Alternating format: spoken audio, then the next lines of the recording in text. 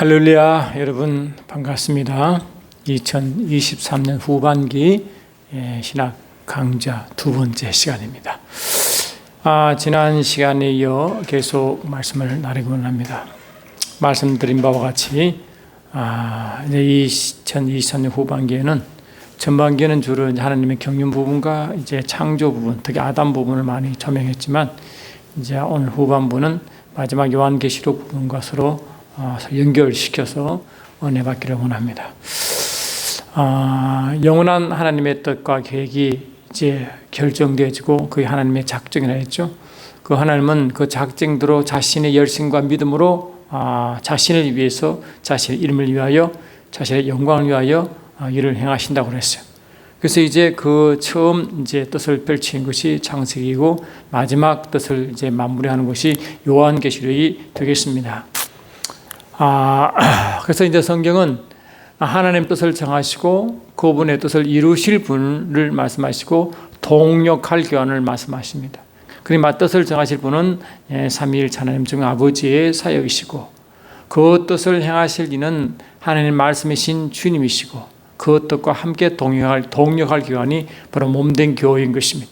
이처럼 이 하나님과 그분의 말씀이신 예수님과 교회의 이런 일련된 그 모든 과정을 하나님 뜻대로 하도록 운행하실 그분이 바로 성령 하나님이십니다. 그래서 성령 하나님은 아버지, 아들, 교회 공통적으로 역사하시는 그 하나님 영이 성령인 줄 믿습니다. 그러니까 이제 마지막 교회가 성령을 모셔드림으로 성령이 이제 교회에 오심으로 야고보서 4장 5절 보니까 하나님이 성령으로 말미암아 몸된 교회에 거하신다 말씀하시고 요한일서 4장 15절에서도 하나님 아들 예수로 신한 자마다 하나님이 그들 안에 계시고 그들이 하나님 안에 계시다는 삼위일체 하나님의 내주성을 설명하고 있습니다. 우리 성령이 임하시고 성령을 모셔드리면 곧 주님과 하나된 아버지와 함께 몸된 교회에 오시는 것입니다. 그리고 우리는 주님과 아버지와 깊은 관계성을 갖는 것이 예수께서 말씀하신 대로 요한복음 17장 3절에 바로 영생이라고 그랬어요. 영생을 하면 참 하나님과 그가 보내신 자 예수 그리스도를 아는 것이 영생이고 누림이 영생이기 때문에 성령으로 가능한 거죠. 성령으로. 그리고 주님과 아버지와의 깊은 교제는 바로 성령의 교제와 같은 단어다 했습니다. 그 교제는 성령으로 이루어지기 때문에 그렇습니다. 그러므로 삼위일체 하나님이 구체적으로 우리 역사하게 하시는 그분이 바로 성령 하나님이시다. 그래서 이 마지막 때는 주님 오실 때까지, 그 다음에 오실 때까지 또 주님이 이 땅에 오셔서 천년 왕국 동안 메시아 왕국을 완성할 그 모든 과정이 다 성령의 역사가 이루어지는 줄 믿습니다. 할렐루야. 그래서 이 주님은 영원 전부터 오시기로 예정되어 있습니다. 성경은 예수님이 택하심 받으셨고 또 그분이 오시기로 예정되어 있다고 했었어요. 그래서 이 베드로전서 1장 19, 20 보시면 18절부터 20절 보니까 이렇게 되어 있습니다. 베드로전서 1장 베드로전서 1장 18부터 20절까지 제가 읽어드리겠습니다. 너희가 알거니와 너희의 조상이 물려준 헛된 행실에서 대속함을 받은 것은 은이나 금같이 없어질 것으로 된 것이 아니요 오직 흠없고 점없는 어린 양 같은 그리스도의 보배로운 피로 된 것이니라. 그가 창세 전부터 미리 알림 바 되신 바 이나 이 말세에 너희를 위하여 나타나신 바 되었으므로 그 예수님은 창세 전부터 미리 알림 바, 미리 예지되시고 예정되신 분이라고 말씀하십니다. 할렐루야. 그 주님이 이미 뭐라고 오시기로 영원히부터 예정되고 택함 받은 분이 예정되어 이미 오시고. 그러니까 이 성경은 뭐냐? 이 성경은 한쪽에서는 주님의 뜻을 이루어가는 아버지의 경륜을 이루어가는 전체의 경영사항이지만 그것을 구체적으로 이루실 분에 대한 오심을 계속 예언하는 것입니다. 그래서 우리가 요한계시록 맨 마지막 보면요, 이 마라난타, 마라나타 되는데 이건 Our Lord comes. 주 예수여 오시옵소서. 할렐루야. 주 예수여 오셔서 마라난타라는 보통 이 서울 서신 맨 뒤에 마라난타가 실은 붙어 있어요. 어떤 그 번역본에는 빠졌지만 킹짐 성경 보면 사도 바울의 서신 그 뒤에 대부분이 마라난타 단어가 붙어 있습니다. 그건 뭐냐? 영원적으로 오시기로 되어진 그분이 어서 오시옵소서, 이 재림을 기다리는 고백이죠. 어서 오시옵소서. 그래 성경 전체는 예수 오심을 말하는 거예요. 할렐루야. 예수 오심에 대한 말하고 믿음을 선포하고 그 기도를 선포하고 예비하고 그런 성격이 있습니다. 그러니까 이 마라난타가 주 예수 오십소라고 이 말세 살아간 주님의 재림을 기다리는 말씀이지만 실은 성경 전체가 오실 메시아에 대한 성경을 말씀을 선포하기 때문에 그래서 이 아담을 창조하고도 어떻게 말했어요? 로마서 5장 14절 보니까 끝에 보니까 아담은 오실 자의 뭐라고?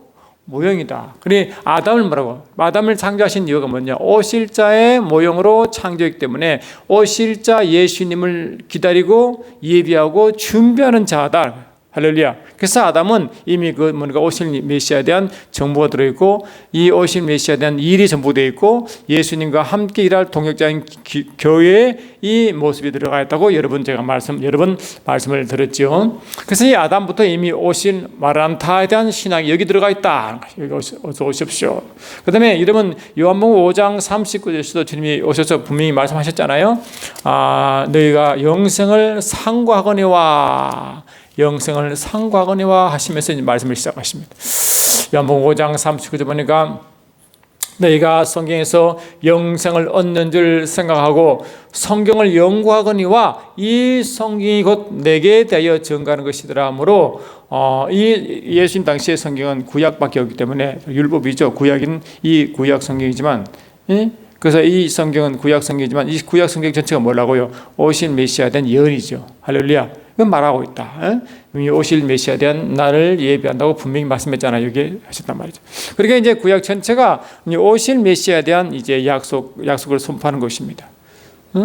그리고 신약 백성은 신약 백성은 이제 오실 메시아, 오신 예수님에 대한 뭐라고? 오신 메시아에 대한 함께 동행하고 함께 일하고 그 다음에 다시 오실 예수님에 대한 기다림으로 이제 마라난타가 요한계시록 맨 마지막에 이제 기록되어 있는 것입니다. 그러니까 이 요한계시록 마지막은 뭐냐? 그 영원전부터 오실 메시아가 마지막으로 이제 펼칠 주님 재림 직전에 있을 그 이야기와 또 주님 오셔서 펼친 그 이야기와 또 주님이 백부자 심판에서 심판할 그 이야기와 그 다음에 주님과 함께 영원한 성을 건설하시고 거기서 같이 이제 영원토록 거할 새 예루살렘 성과 신지를 이제 말하는 것입니다. 그러니까 구약 때 말씀하신 그 분이 오셔서 이제 아버지께 사실 일을 완성하시고 이제 다시 아버지와 함께 영원토록 거하게 하신 그 영원한 세계를 말씀하심으로 이제 뭐라고 이제 성경 전체가 마무리 짓는 것입니다. 그리고 그 뒤에 일은 이제 성경에 더 이상 기록되어 있지 않기 때문에 우리가 알 수가 없는데 하여튼 그까지가 이 성경 계시록의 마지막이 마라난타라고 이제 말씀을 맺는 것입니다. 지난번도 말씀했지만 그래서 우리는 이 주님이 오심을 우리가 기다리죠. 오심, coming, 이 파로시아라 재림, 오심이다. 그분의 오심, He's coming. 이 first coming, 이 first coming은 바로 초림 예수. 그 오래 기다렸던 주님이 오심, 초림 예수다. 그 다음에 이 second coming 바로 재림이죠. 그러니까 이 coming 할 때 이 coming은 우리 기다리는 자의 중심이래. 기다리는 자 중심이다. 그래서 이게 파루시아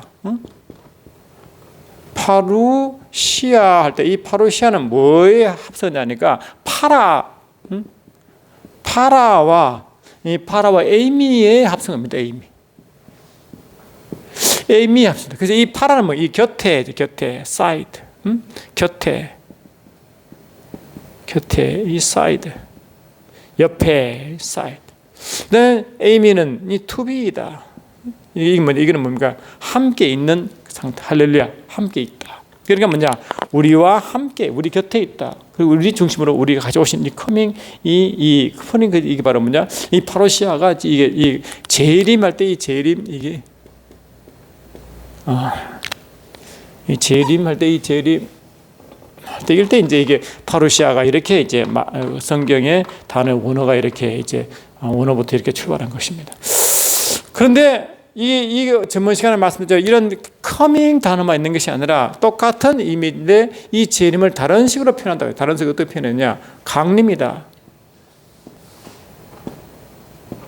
우리가 보통 보니까요, 우리가 이 에피핍토를 할 때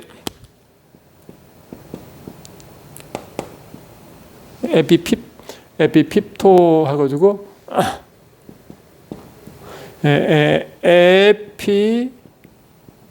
에피피토라는 단어 쓸 때 성령께서 강림하시다 할 때 이 단어를 써요. 성령께서 강림하시다. 이 성령께서 강림하시다를 에피피토라는 단어를 씁니다. 에피가 위로부터잖아요. 하늘부터 위로부터 이렇게 오신다, 강림한다. 이 성령, 특히 성령께서 이 강림하실 때 이 단어를 씁니다. 이 단어를 쓰는데, 우리 성경은 또 이 에피토라는 것은 떨어지다 뜻인데, 위로부터 떨어지다 말은 이게 이 천사, 타락한 천사가 뜻이 단어를 쓰지만 성령께서 강림하실 때 이 단어 똑같습니다. 그래 이 에피피토 단어를 쓰더라도 이 성령이 강림하신 사건인지 타락한 천사가 떨어진 사건인지를 보고 해야지, 갑자기 떨어지다 해버리면 이 단어 느낌이 안 좋잖아요. 근데 단어 느낌 것을 말하지 말고, 성령 강림도 에피피토라는 단어를 쓰는구나, 타락한 천사는 떨어지다 단어도 에피피토 단어를 쓰는구나 할 때 아셨습니다. 왜? 이 타락한 천사가 하늘로부터 이렇게 쫓긴 방하자. 그러니 원래 하늘을 출발하는 거 아니에요?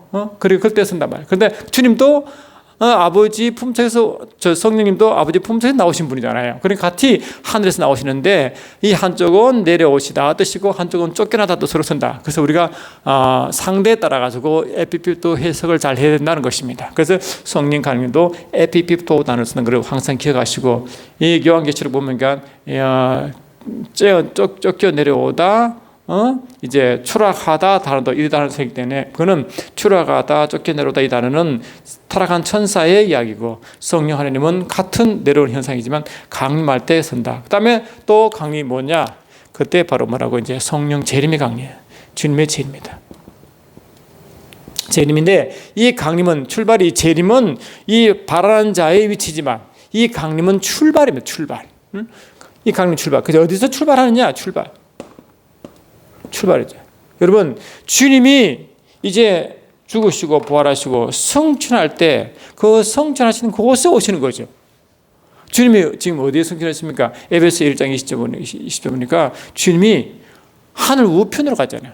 하늘 우편, 보좌 우편, 하나님 우편, 권능의 우편, 그 우편이에요. 우편, right side가 right hand라고 그랬어요. 그래서 좌편, 우편을 좌편 그 뜻이 아니라 위치를 말하는 게 아니라 그 right hand라는 단어를 쓰는데, 그것은 아버지 품속 가장 귀한 곳, 가장 권능이 있는 곳, 가장 핵심적인 곳, 가장 마음을 담고 있는 곳, 아버지 품속 그를 뭡니까? 그 단어를 right hand를 쓴다, 그 뜻이에요. 당신은 나의 오른손 할 때 뭐 원손 오른손 할 뜻이 아니라 너는 나를 대신할 자, 나의 가장 귀중한 자 이 뜻이잖아요. 그런 의미의 아버지 하나님 우편 할 때 그게 주님이 가셨단 말이죠. 가실 때. 그런데 가셨을 때 에베소 2장 보니까 그 주님이 부활 성천하신 사건이잖아요. 성천할 때 주님이 ascending, 그러니까 성천하실 때 혼자 가십니까? 아닙니다. 함께 하늘에 앉으사, 함께 단어를 쓰죠. 그런 골로새서도 똑같은 단어를 쓰는데, 함께 할 때 누구냐? 바로 이 교회와 함께 뜻입니다. 저와 여러분 예수를 믿고 모이면 성령으로 이제 거듭나고 성령으로 운행하는 자의 단체가 교회잖아요. 그런데 교회는 한 성도 한 성도의 모임이 전체 교회지 않습니까? 그러니까 이 성도 모임이죠. 근데 저와 여러분 예수를 믿고 거듭나면 영이 거듭나고, 할렐루야, 동시에 영이 예수와 함께 부활하여 예수와 함께 하늘 우편에, 그게 예수와 함께 있습니다. 참 신기한 겁니다. 이게 영적 비밀인데, 그래서 이 교회의 영은, 성도의 영은 육체 안에 있다고 보시지만 그 안이란 것은 바로 하늘 우편과 연결되어 있다는 것을 항상 아셔야 된다. 그러니까 우리의 영은 영 안에 여기 있지만 실은 이 영이 저와 연결되어 있기 때문에 같이 이렇게 같이 있는 것이다. 그러니까 주님이 거기에 계시다가 우편에 계시다가 오시는 거죠. 그래서 하나님은, 예수님은 성탄할 때 아버지 품속에 또 아버지께로 하늘로 성소로 단을 다양하게 쓰지만 결국 그것을 말한다. 그래서 어떤 때는 하늘로부터 오신다, 아버지께로 오신다, 그런 말 쓰죠. 왜? 같은 위치이기 때문에. 그 같은 일을 다양하게 표현할 뿐입니다. 그러니까 출발이 뭐냐? 아버지 품속이다.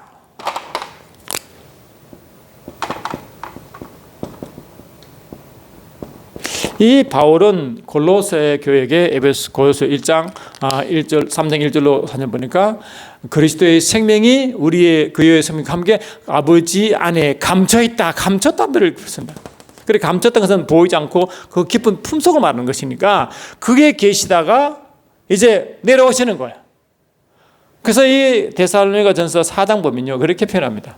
데살로니가전서 4장 보니까 4장 13절부터 제가 읽어 내려가겠습니다. 형제들아 자는 자들에 관하여는 너희가 알지 못함을 우리가 원하지 아니하노니 이는 소망 없는 다른 이와 같이 슬퍼하지 않게 하려 함이라. 우리가 예수께서 죽으셨다가 다시 살아나심을 믿을진데 이와 같이 예수 안에서 자는 자들도 하나님이 그와 함께 데리고 오시리라와. 그래 주님이 이제 잠자는 자도 함께 들어온대. 그 잠자는 자는 육신은 이 땅에 있고 영이 거기 있잖아요. 그래 함께 온다. 함께 할래요. 그러니까 주님 재림하실 때 함께 주님 거기 우리 영 가시네. 그 같이 온다. 이제 이해되시죠? 우리가 주의 말씀으로 너희에게 이를 것을 말하노니 주님께서 강림하실 때 이 강림하죠. 강림 단어 강림. 강림하실 때까지 우리 살아남은 자도 자기 자는 자보다 결코 앞서지 못하리라. 주께서 호령과 천사장의 소리와 하늘로부터의 나팔 소리로 친히 하늘로부터 이게 하늘이 뭔지 이게 아버지 품속에 있는 것이 하늘이거든요. 그 신천 새하늘 거기에서부터 하늘로부터 강림하시리니 그러니까 뭐가 출발이죠. 하늘부터 강림하신 내려오십니다. 그리고 이 재림은 오시는 자, 받는 자의 그분을 모셔드리는 자의 입장이고 강림은 보내는 곳의 출발이다. 어떤 분이 이거를 막 할 때 재림과 강림을 막 헷갈리고 이상한 뜻을 딱 해석하는데 그거는 이 원래 뜻을 몰라서 한 소리예요. 원래 같은 현상인데 그거 기다리는 쪽과 이 출발 쪽에서 보는 것이지. 이민이 있긴 있지만 그런 차이들 있다는 걸 항상 기억하시고 요한계시록 하실 때 이게 재림이냐 강림이냐 헷갈리기도 없고 제 설명 들으면 그 뜻이라고 알 수 있을 것입니다. 이 뜻을 모르기 때문에 재림하실 때 강림하실 때 뭐 같이 오는 자가 누구냐 설명이 많지만은 원래 이 성경이 신구약 전체 이 말씀을 이어오다가 계시록에서 종합하는 것이기 때문에 신구약 전체 영점을 알아야 계시록 제대로 해석된다는 것이 제 주장입니다. 할렐루야.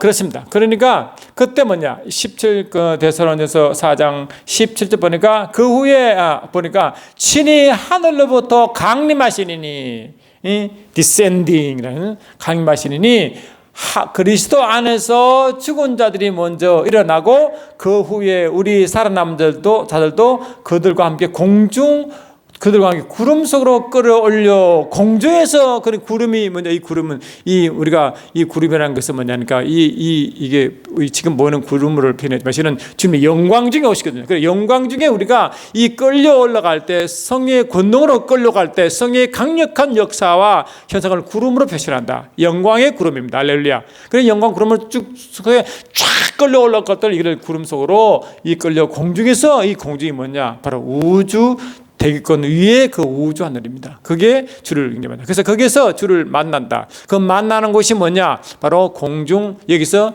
우리가 요한계시록 19장 보니까요, 주님이 재림을 기다리는 그 처녀 이야기 나오거든요. 그때 이제 혼인잔치가 가까워졌으니까 다들 이제 혼인잔치를 위한 그 옷을 다 입고 기다리고 있는 거예요. 그때 순간적으로 끌어올려 공중에서 주를 만나 거기서 공중 혼인잔치가 벌어집니다. 그 공중 혼인잔치 뭐냐?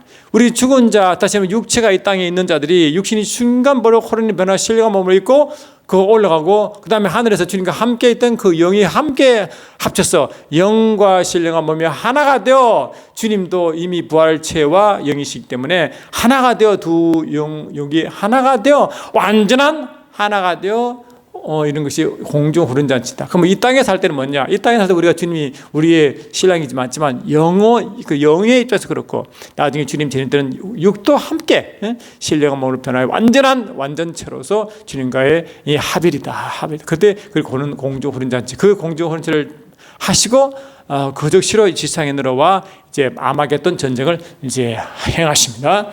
그러니까 혼잔치는 공중에서 일어난다. 그리고 우주 하늘 그 영의 세계다 아시면 되겠습니다. 이처럼 이 이제 강림은 그렇게 이제 쓰니까 이 헬라 원어도 이게 에피핍도 단어 쓸 때 이 내려오다, 강림하다, 내려쫓기다, 떨어지다 다양한 세지만 이 떨어지다 할 때는 성령 어디 떨어진다 말했으면 그래 할 수 있어요. 성령 인격이신데 떨어지는 게 아니라 그는 악한 천사의 떨어짐을 말하기 때문에 그 원어적으로 성령 떨어지나 그렇게 해석하면 안 되고 이 그 대상에 따라 이 단어를 적당하게 잘 표현하셔야 된다 하는 것입니다.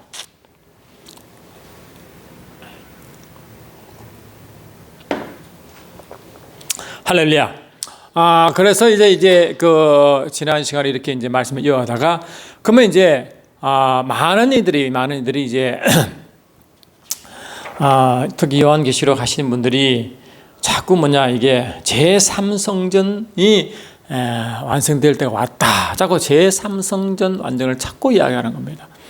그 제3성전이 어디지느냐? 예루살렘에 세진다는 겁니다. 그때 주님이 그쪽으로 오셔서 거기서 주님이 영광 받으시고 마지막 예배가 베풀된다고 하는 것입니다. 그래서 이 서가라서 맨 끝에 보니까 초막절을 지키러 올라가자. 초막절을 지키는 자들은 다 망한다 이런 이야기 하죠. 그 초막절이 뭐냐? 초막절 지키러 예루살렘 올라가자는 것은 구약적 표현이고 그 구약적 표현이 이 마지막 때 이 종말론을 어떻게 해석할 건가는 여러분 영적으로 해석해야 제대로 이해가 되는 것입니다. 그리고 우리가 주님이 이제 그 구약 시대 때 이제 여호와의 절기라 이름으로 절기를 줄 때 이게 6월절로 시작해가지고 쭉 와서 소실절 와가지고 이제 오순절 나가지고 그 다음에 나팔일 회개 나팔 쭉 와가지고 이제 마지막 초막절로 마지막 지는데 이 장막절 초막절 같은 말이죠. 그 마지막에 그러니까 이 장막은 뭐냐? 원래 하나님의 뜻은 뭐냐? 우리가 이 하나님이 이 주님이 십자가에 지실 직전에 이 요한복음 10장 3절에 영생을 다시 주님이 재정의했잖아요. 영생하는 것은 아주 그 하나님의 생명이 없는 자가 태어난 의미가 아니라 이미 하나님의 백성으로서 하나님의 생명을 소유한 자가 백성이니까 하나님의 백성으로서 삶을 말한다. 그 영생이 뭐냐? 이 첫 번째 영생은 생명이 없는 자가 생명을 취하는 것이 영생이고 요한복음 5장 24절 말씀처럼 말이죠. 두 번째 영생은 뭐냐? 그 영생은 하나님 백성으로서의 삶을 말하는 겁니다. 그래서 참 하나님과 그가 보내신 자 예수를 아는 것 누림이 영생이기 때문에 그 영생은 주님 삼위일체과 합일입니다. 그 삼위일체 하나님과 성령으로 완전한 깊은 교제죠. 깊은 관계성이죠. 그를 영생이라는 영생. 그럴 때 그 완전한 영생이 언제 이루어지느냐? 주님이 오셔서 공중 혼인잔치에 일어나잖아요. 그리고 그 주님과 함께 이제 영원토록 이 땅에서 메시아 왕국으로 주님과 함께 영원토록 함께하는 그 메시아 왕국으로서의 천년 왕국이 지어지고 그 천년 왕국과 함께했던 그 나라가 또 모든 그 심판이 끝나고 백부자 심판이 끝나고 그 나라가 아버지께 딱 드림받고 그 있는 그 지역에 쓰이는 새 예루살렘 성이 완전한 또 말하고 완전한 합일체로서의 그 성이 그게 또 배설되는 것입니다. 그렇기 때문에 이 제3성전은 뭐냐?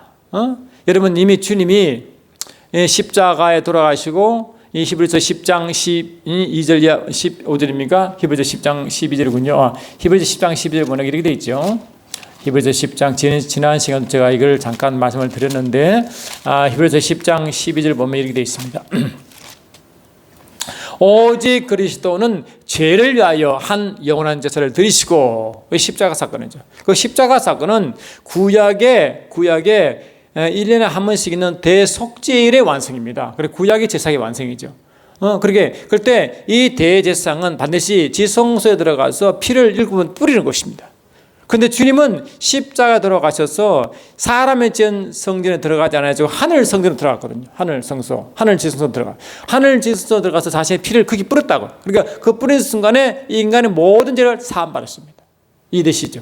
그러니까 그 예수님이 구약의 제사를 완성하실 때 지성소 들어가시는 그 사건은 대제사장으로서 지성소 들어가서 피를 뿌린 것은 뭐냐? 주님이 대제사장으로서 하늘 성소에 들어가셔서 그게 피를 뿌린 거죠. 그럴 때 주님이 십자가에서 좌우의 악인에게 할 때 한 악인이 당신의 나라가 임할 때 나를 기억하더라 할 때 주님이 너는 나와 함께 낙원에 있으라. 그 낙원이 하늘 지성소에 있는 곳입니다.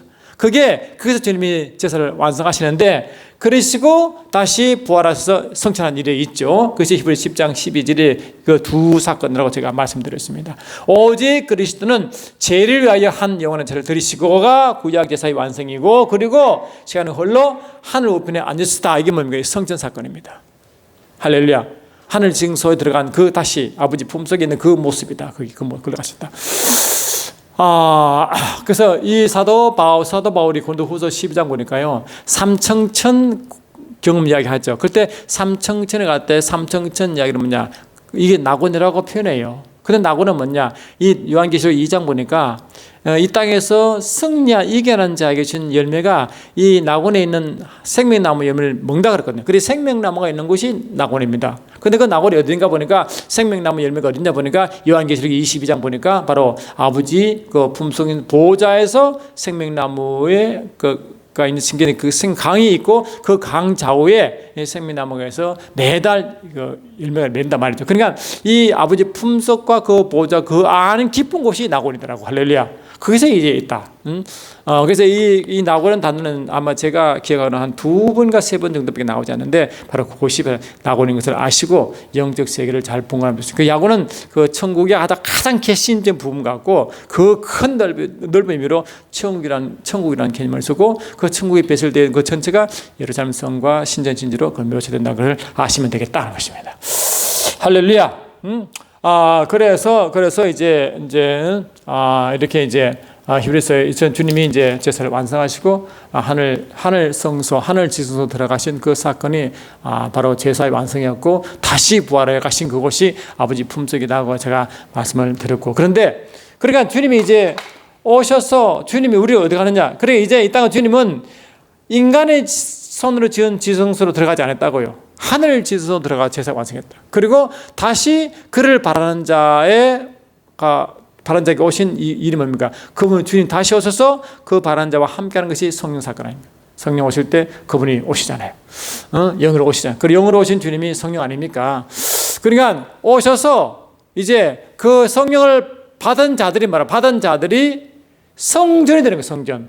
사람의 손으로 짓지 않은 영원한 영적 성전. 할렐루야. 그리고 고린도서 3장 16절에 이 성령을 모신 너희가 바로 성전이다 라고 말하고 지성소를 말하거든요. 그러니까 성령을 모신 그들이 지성소가 되어 참 성전으로 이 땅에 살아간다. 그러니까 이 땅에서 이제 주님이 그랬잖아요. 이 성전을 헐라.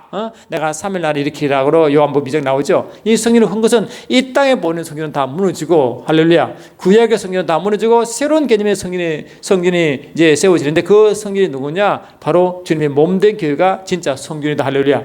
성전이라고 했어요. 그러니까 이제는 더 이상 사람의 손으로 짓는 성전은 구약으로 끝나버렸어요. 이제 구약의 완성된 성전은 뭐냐? 주의 몸된 교회가 참 성전인 것입니다. 그런데 이 성전이 마태복음 20장 14절 보니까 이 천국 복음이 만 모든 족속으로 전파될 때 그때 마지막에 오잖아요. 그 마지막 재림 때인데 주님 재림 때 천국 복음이 다 전파되어 천국 복음이 전파되어 천국 하늘나라 복음이 들어가 안착된 곳이 바로 교회잖아요. 교회. 할렐루야. 왜냐? 주님 몸된 교회가 그의 나라이기 때문에 아멘 합시다. 그러니까 이 교회 그의 나라요, 그의 백성이요, 할렐루야. 성령이 계신 곳이요, 하나님의 성전이요 하면 함께 있는 그곳이 그러니까 하나님의 진정한 성전은 사람의 손을 짓는 게 성전인 게 아니라 하나님과 함께 계시고 함께 거하시고 하나된 그 몸이 그게 성전인데 그 성전이 뭡니까? 재림 때 최고도로 전 세계에 퍼진다는 겁니다. 그러니까 하나님 입장에서는 뭡니까? 하나님의 영적 교회가 가장 커지는 때죠. 아멘. 가장 커질 때 그게 소위 말하자면 명명하자면 그게 제3성전이 되는 것입니다. 할렐루야. 근데 어떻게 말하느냐?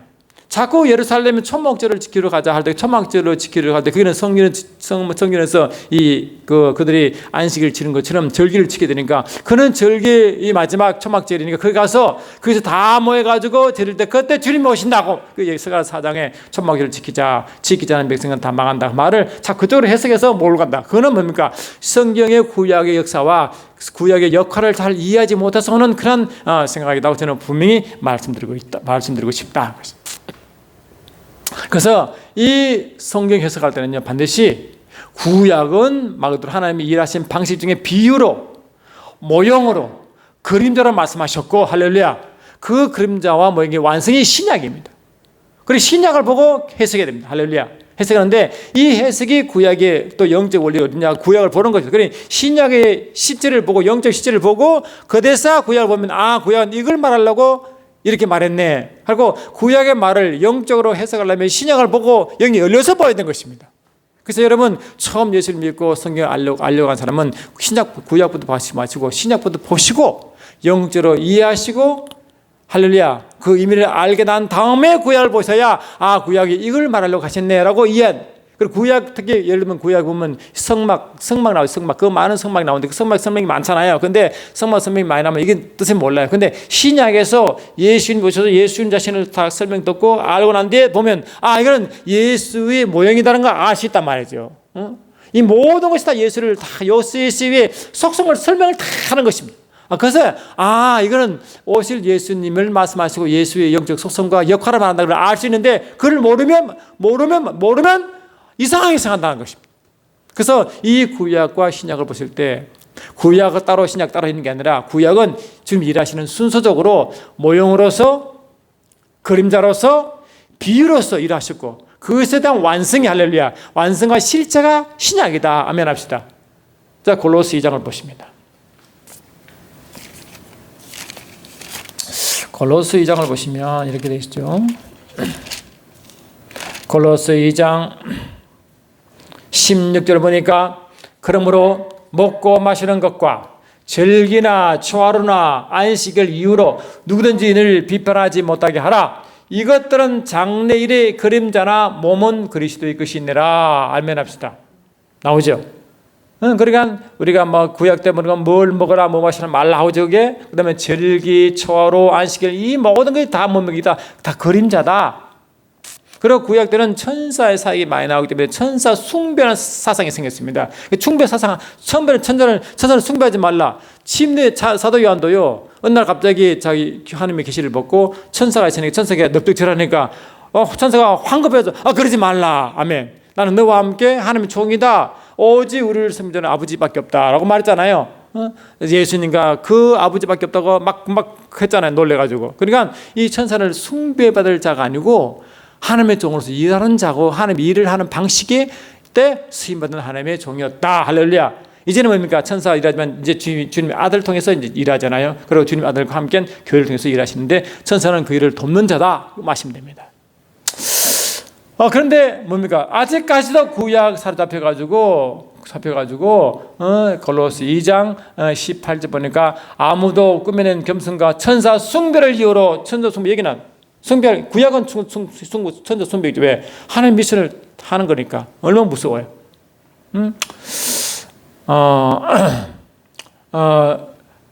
숭배를 이유로 너희를 정죄하지 못하게 하라. 그가 본 것을 의지하여 그 육체의 생각을 따라 헛되이 과장하고 머리를 벗지 않냐니라. 온 몸이 머리를 말려마 마디와 힘줄로 공급받고 연합하여 하나님의 자라게 하심으로 자라나는 이건 교회, 몸된 교회의 성장이고, 몸된 교회의 그 머리가 예수라는 것을 말하고 있습니다. 지금 그러니까 이제 말하냐, 그러므로 골로새 2장 20절 보니까, 너희가 세상의 초등학문에서 그리스도와 함께 죽었거늘. 세상 초등학문가 바로 율법이 이제 죽었다. 우리는 율법에 대해서 죽었잖아요. 세상에 대해서 율법에 대해서 죽었다 말. 왜? 율법에 대해서 그림자이기 때문에, 완성되기 때문에 의미가 없다는 것입니다. 그 정신은 살아있고 영적 의미는 살아있죠. 그대로 영적 의미를 봐야 된다 이 말이죠. 어쩌여 세상에 사는 같이 규례에 순종, 이 규례가 율법 규례입니다. 순종하느냐? 곧 붙잡지도 말고 맛보지도 말고 만지도 말라. 이처럼 다시 구약의 그림자를 만나지 말라. 그림자를 만지지 말라. 그림자라. 할렐루야. 비유를 만지지 말라. 그림들을 만드는 그 실체를 만나라, 실체. 그걸 말하는 겁니다, 지금. 자꾸 비유를 만들지 말라. 이 모든 것은 한때 쓰이고는 없어지니라 나오죠. 사람의 명령과 가르침을 따로 따르느냐, 이런 것들은 자의적 숭배와 겸손과 몸을 괴롭히게 하는데 지혜 있는 모양이나 오직 육체에 따르는 것은 그만 데는 조금 더 유익이 없느니라. 그래 구약은 자꾸 몸을 복종시키는 몸을 하기 때문에 육체 행위 때문에. 그런데 이제는 뭡니까? 우리 육체는 우리 영을 쫓아가 이제 섬기는 한 도구로 사용이기 때문에 더 이상 구약식의 유치로 따르는 것이 아니다는 것입니다. 그래서 이게 이제 구약을 보실 때는 나중에 이제 계속 말씀드리겠지만 자꾸 구약을 다시 구약을 돌아가서 구약으로 자꾸 구약이 유대 사관이잖아요. 유대 사관으로 돌아가서 자꾸 해석하려고 하지만 성경 전체 흐름을 구약은 오실 것에 비유고 할렐루야 모형이고 아멘. 그림자라는 것은 항상 생각하셔야 된다. 하나님은 그렇게 일하셨다. 먼저 구약을 통해 오실 메시아를 예비했고 아멘. 준비시켰고 그분이 오셨고 일하시고 아멘. 완성하시고 다시 오실 그분 이런 흐름을 항상 생각. 그래 이런 흐름을 생각하지 않냐고 다시 구약으로 특별히 구약을 따로 구약으로 식으로 해석하고 유대사고로 해석하는 것은 이 계시록을 자꾸 혼란식으로 만든다. 혼돈식으로. 할렐루야. 그렇게 해야 그래 이 신약의 영적 의미를 제대로 알지 못하고는 절대 구약을 이해할 수 없고 하면 이 구약의 뜻을 제대로 이해하지 못하면 요한계시록을 절대 해석할 수가 없어요. 할렐루야. 특히 여러분 그 히브리서를 보세요. 갈라디아서 보세요. 로마서를 보세요. 이 구약의 그 그림들을 얼마나 명확하게 설명했습니까? 말이죠. 얼마나 명확하게 설명했습니까? 명확하게 설명해도 그 설명한 것을 또 이해하지 못한 분이 많더라고요. 물론 다 어떻게 주님만큼 하신 만큼 다 100% 하신 자가 있겠냐마는 그래도 이 마지막 때 되어서 말씀이 그 확 열려나가는 게 주님 뜻이잖아요. 그런 마음으로 모셔야 되지 않겠느냐 하는 것입니다. 그러니까 제3성전이 다시 예루살렘에서 세워지기 때문에 제3성전이 지금 얼마나 지어졌다 뭐 그런 이야기를 자꾸 합니다. 그는 원래 지금 말씀하시는 그런 성경을 보는 방법을 몰라서 자꾸 그런 주장하는 것이고 그래서 유대사관으로 자꾸 구약식으로 보니까 하는 소리예요. 그 7절기의 완성인 초막절이 주님이 재림하시는 완성되거든요. 그래 주님이 그 데살로니가서 4장을 다시 보시면요. 그 말씀 이렇게 나왔었잖아요. 데살로니가서 4장을 다시 제가 읽어드리면 맨 마지막 때 이렇게 되어 있습니다.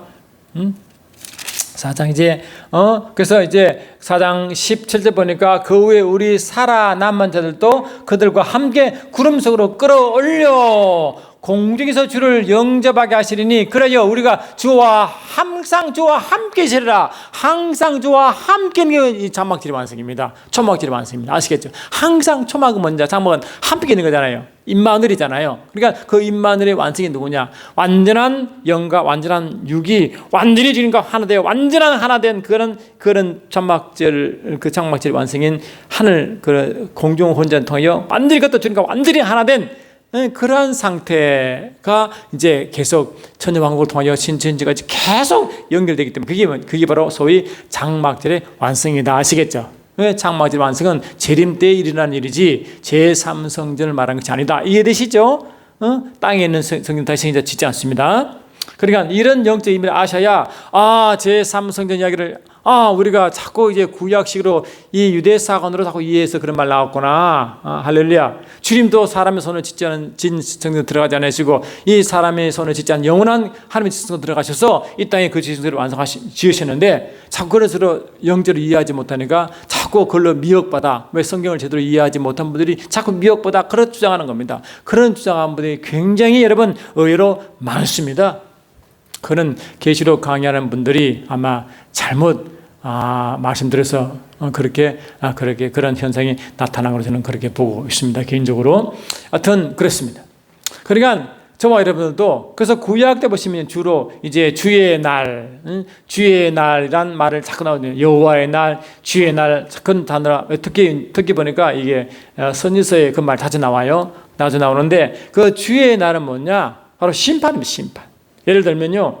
특히 여러분 이스라엘 백성들을 보면요, 이스라엘 백성이 우상을 섬기고 하나님의 예레미야 2장 13절 말씀처럼 이 이스라엘 백성들이 하나님 생수의 하나님을 버리고 자기 웅덩이를 파고 스스로 살아가겠다는 그 순간에 하나님이 그들을 바벨론으로 유배시킵니다.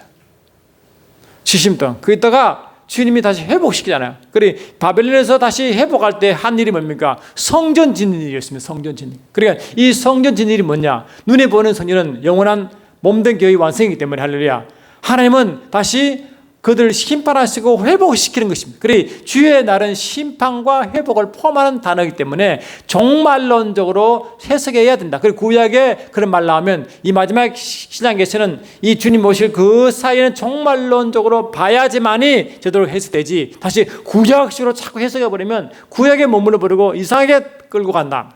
우리는 구약 역사를 통하여 하나님 오시는 전체 역사를 보는 것이지, 구약의 약속 가지고 자꾸 하는 게 아니라 구약 약속을, 또 구약의 지형과 구약의 모든 것을 이 마지막 하나님이 마지막 시대적으로 이 말세의 종말론적으로 영적 현상을 설명하려고 한 것이지, 하면 하나 도구지 구약에 머무르는 것이 아니다. 아시겠죠? 이제 하나님은 구약에 머무르는 한 게 아니라 전체를 보는 것입니다.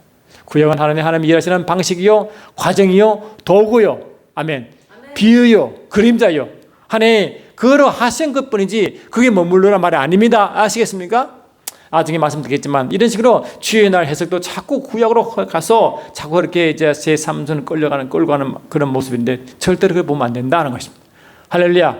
그런 식으로 여러분 제가 말씀드린 그렇게 이제 항상 주의 날도 그리고 이 마지막 종말론적으로, 그리고 종말론의 마지막 뭔가 마지막 회복이니까 교회 완성, 주님의 하나님의 경륜의 완성, 주님과 함께 하는 임마누엘의 완성이기 때문에 그는 결국은 이 땅에서 천주왕국 주님과 메시아 왕국을 행하는 것이지만 그 사이에 이제 하나님 백성의 심판도 물론 포함되어 있지만 그래서 결국은 걸러 가잖아요. 그러니까 그러한 종말론적으로 보셔야 구약에 그러니까 바빌론 포로 회복과 성전의 완성으로 이제 구약이 끝났을 텐데, 그것이 바로 뭡니까? 종말론적으로 만약에 하나님의 몸된 교회의 완성과 임마누엘의 완성과 하나님이 말씀하시는 영원한 영생의 의미의 하나님의 경륜의 완성에 포함된 것을 봐야만이 성경 전체를 제대로 볼 수 있고 계시록도 제대로 볼 수 있는 이제 해안이 생긴다는 것입니다.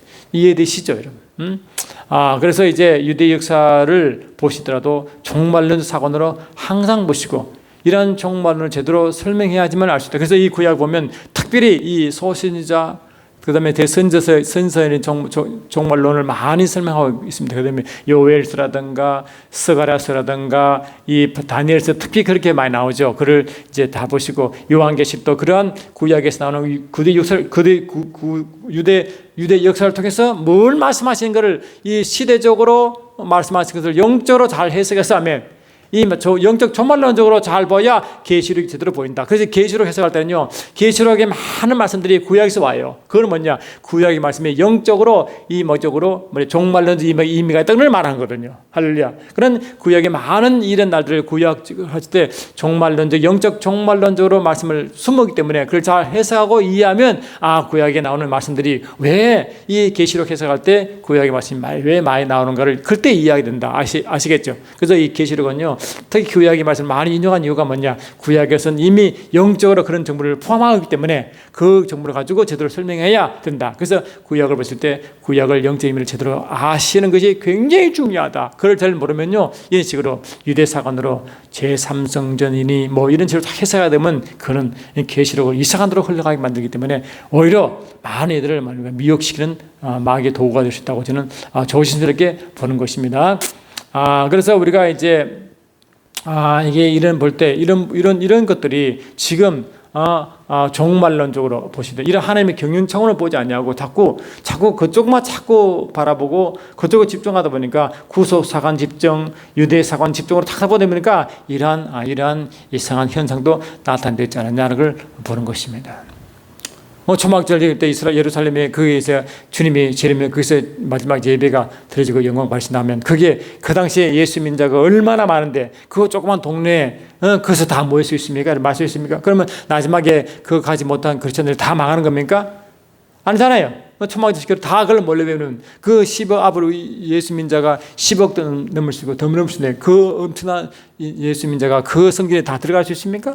말도 안 되잖아요. 그러니까 그거를 그냥 그 예를 설명한 겁니다. 그러니까 이제 언드는 예를 하니까 제가 이제 이렇게 비유적으로 제가 말씀드리는 겁니다. 그러니까 이 초막절 이야기, 제3성전 이야기, 할렐루야, 주의 날 이야기, 이런 이야기들이 구약에 표현된 많은 이야기들은 영적 종말론적으로 잘 보셔서 할렐루야, 신구약 전체에 균형이 있고 균형이 있는 하나님의 그 일하신 방식을 잘 이해한 다음에 그때 보셔야 제대로 해석하는 것이지, 그러지 못하면 다니엘에서 나오는 이야기, 여호엘서 마지막 날 심판 이야기, 몬더스가라서에 나오는 신지 그 다음에 예루살렘 성 이야기를 다 한꺼번에 또 에스겔에서 나오죠. 그걸 동시에 볼 수 있는 그런 시각이 있어야 마지막 때 주는 요한계시록을 통해서 하나님의 그 영혼을 예비하신 그런 경륜 사건을 제대로 우리가 파악하고 그 끝맺음을 제대로 볼 수 있다는 것입니다.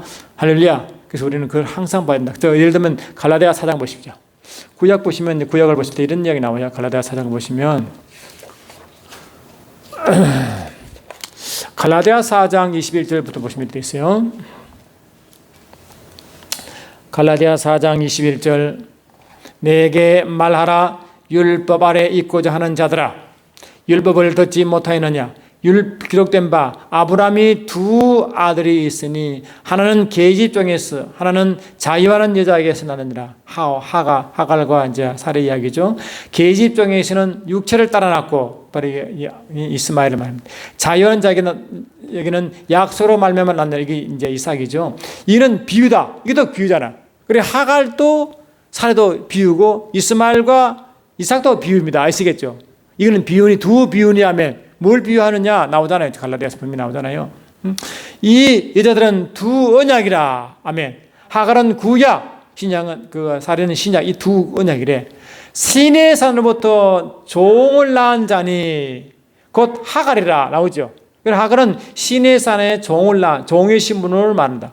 이 하갈은 하갈 이제 아라비아는 신의 산으로 지금 있는 예루살렘과 같은 곳이니 저가 그 자녀들을 더불어 종으로 타고 오직 위에 있는 예루살렘 시온은 자유자니 곧 우리 어머니라. 이게 사례 이야기합니다.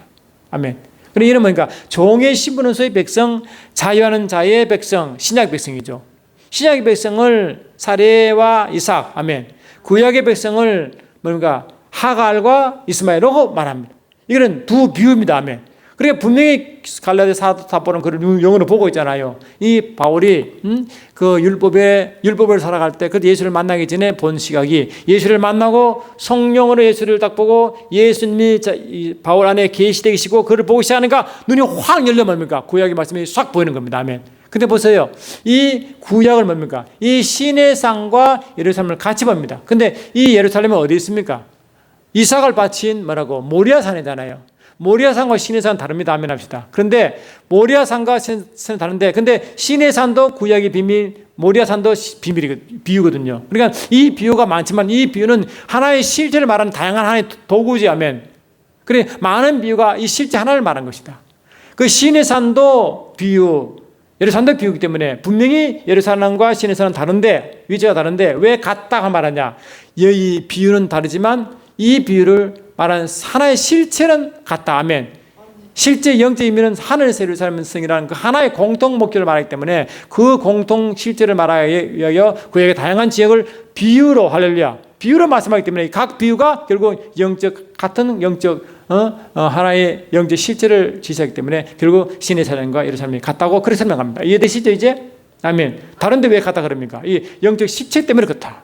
그래, 이를 잘 아셔야, 구약을 왜 많은 지형, 이스라엘의 이 역사, 그 다음에 신의 가나안 땅의 모형, 역사, 이 모든 게 엄청난 많이, 이 모든 게 뭡니까? 처음 다 영적으로 봐야만 제대로 알 수 있다. 그래서 이 가나안도 결국 뭡니까? 히브리서 11장 보니까 하늘 예루살렘의 한 성으로 본다. 그래, 이 가나안의 완성이 뭡니까? 완성이 하늘 예루살렘의 성으로 본단 말이죠. 이 가나안을 통해서, 아시겠죠? 그 가나안을 통해서. 그러니까 이 가나안은 하나의 이스라엘 지역인데 그 이스라엘 지역이 뭘 말한다고? 이건 비유고 실제는 뭡니까? 사례를 통해 우리 어머니 하늘 예루살렘 성을 말한다. 아시겠죠? 그게 우리 분양이다. 아시겠습니까? 그건 뭡니까? 나라의 완성. 아멘. 메시아 나라의 완성. 그것이 하나의 신전인지 새 예루살렘의 완성을 말하려고 신의 산을 가나안 땅을 설명한 것이다. 그러니까 이 지형까지도 영적 의미가 그 따로 있다는 거 이해되시죠? 그걸 제대로 아셔야 이스라엘 지형과 역사와 문화와 그 나는 모든 풍속까지도 이거는 비유구나, 아멘. 그림자구나. 그걸 알아야만이 말하고 알아야만이 실체로 이제 알 수 있다. 진짜.